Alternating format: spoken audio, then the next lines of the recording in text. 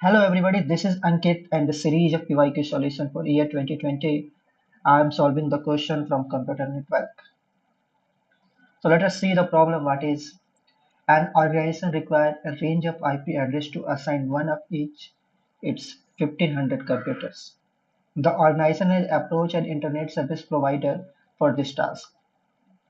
The ISP uses CSIDR and serve the request from the available IP address. This one is available IP address space. The ISP want to assign an address space to the organization, which will minimize the number of routing entry in the ISP router using router aggregation. Which of the following address space are the potential candidate for which the ISP can allot any one of the organization? Okay, so let us solve. What is the address space it is given? Address space it is given that 202.61.0.0. So in that /70. What this is representing? This is representing your network ID part. Now, if this is representing the network ID part and we have to subnet it, we have to classify this one and allot to the 1500 computers.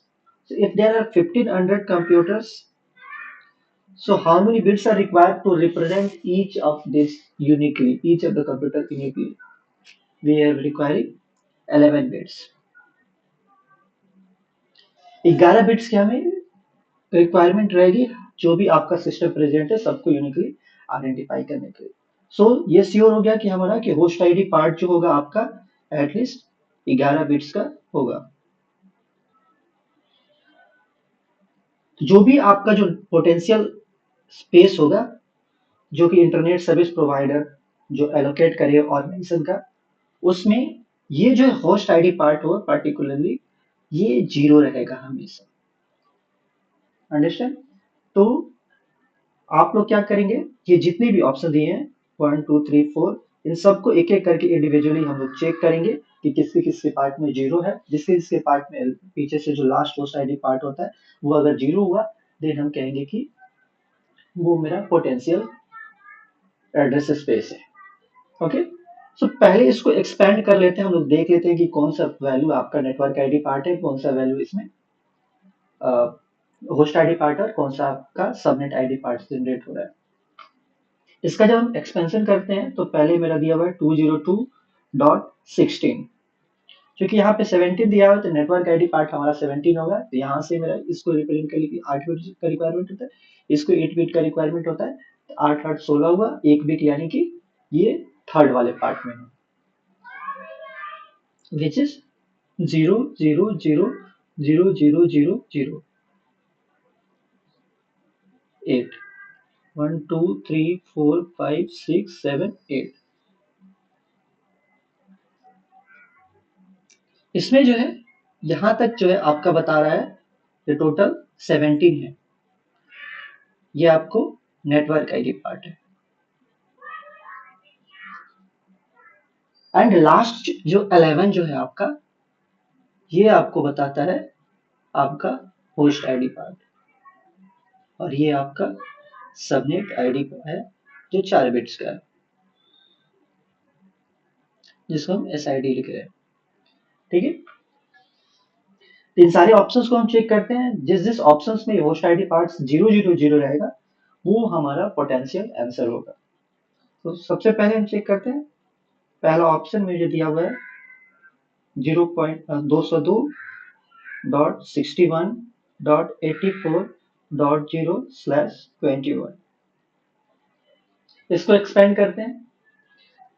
एक चीज और, यहाँ पे /21 कैसे है, ये देख रहे हैं कि जब भी अब इसको अगर हम सबनेटिंग करेंगे तो ये वाला जो पार्ट जो है इसमें ये क्या बताता है, network ID along with subnet ID.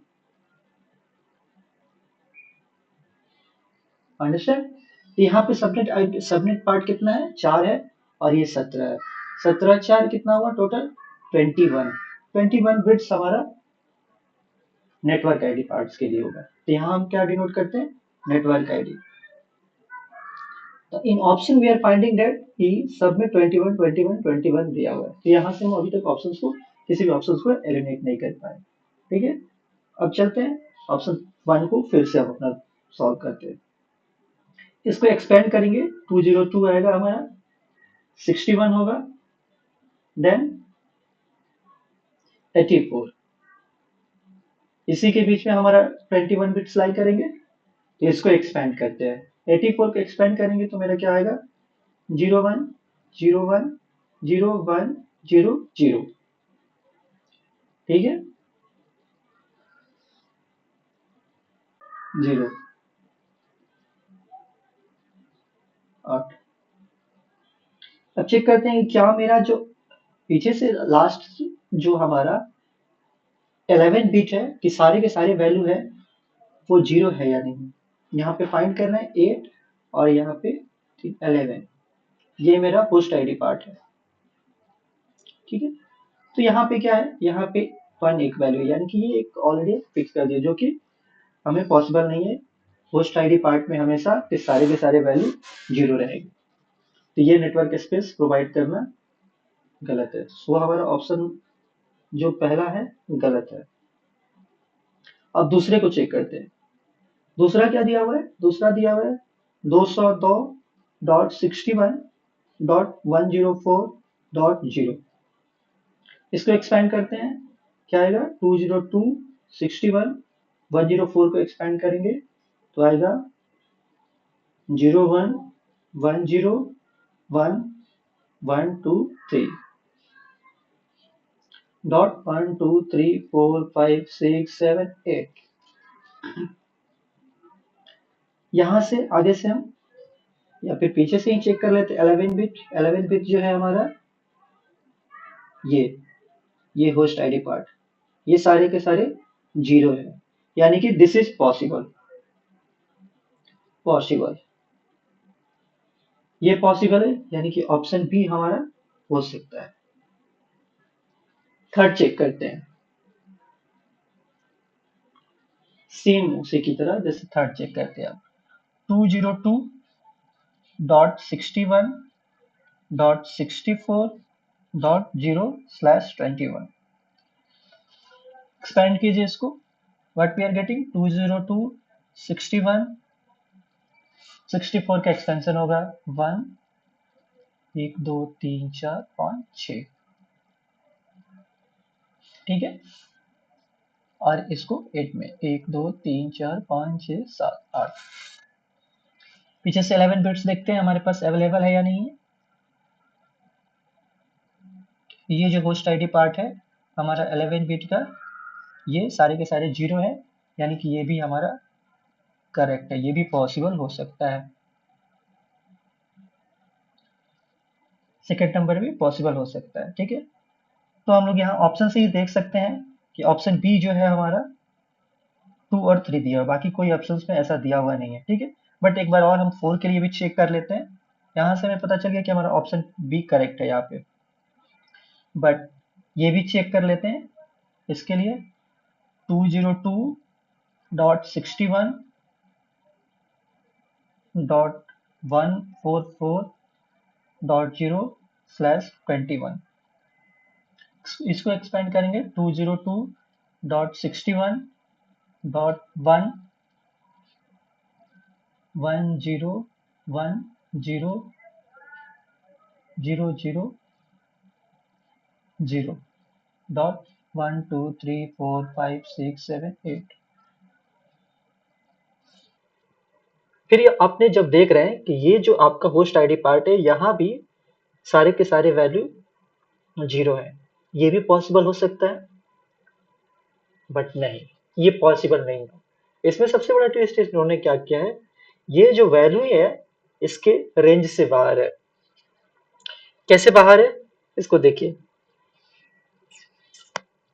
इसमें क्या बोला गया है, क्वेश्चन में हमारा दिया गया है कि ये जो पार्ट है हमारा, पर्टिकुलरली ये होस्ट आईडी पार्ट है 7 बिट का, तो इसका रेंज कहाँ से कहाँ तक होगा, 202.61.0 डॉट जीरो से कहाँ तक हुआ 202.61 डॉट, इसके बाद से हम सब में अगर 1111111 डालते चलते हैं तब की बात कर रहे हैं, तब क्या होगा 127.255। बट ये जो आपका जो नेटवर्क एड्रेस स्पेस है, this is out of this range, so ये हमारा ये भी इनवैलिड है। Okay, so thank you everybody. The option is correct is option B.